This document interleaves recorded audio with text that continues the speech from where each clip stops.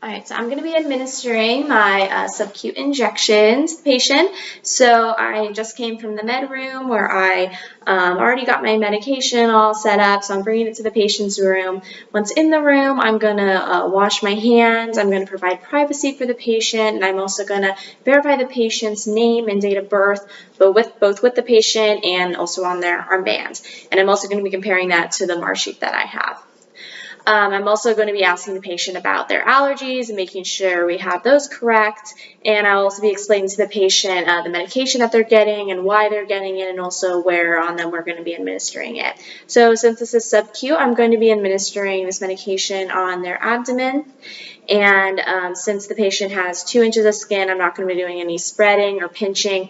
If they had 1 inch of skin, I would be pinching and going in at a 45-degree angle. And if they had 3 inches of skin, then I would be spreading, going in at a 90-degree angle. So for this, I'm not doing any spreading or pinching. I'm going to be going in at a 90-degree angle.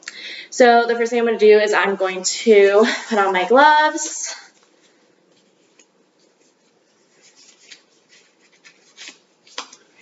And then I'm going to be cleaning the area of the skin that I'm going to be injecting.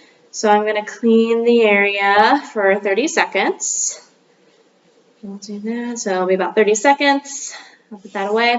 And I also need to let it dry for 30 seconds. And during this time, I can answer any questions the patient has, or just kind of recheck everything, that I have everything and that it matches up with my MAR and also with my patient.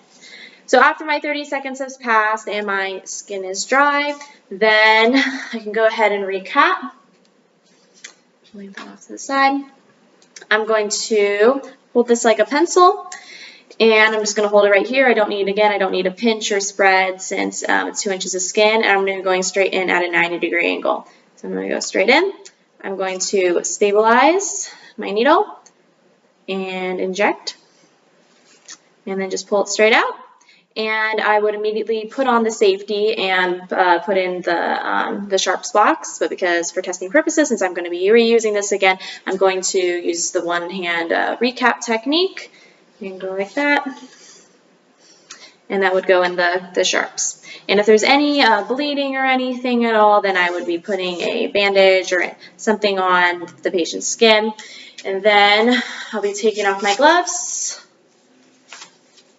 putting those in the trash.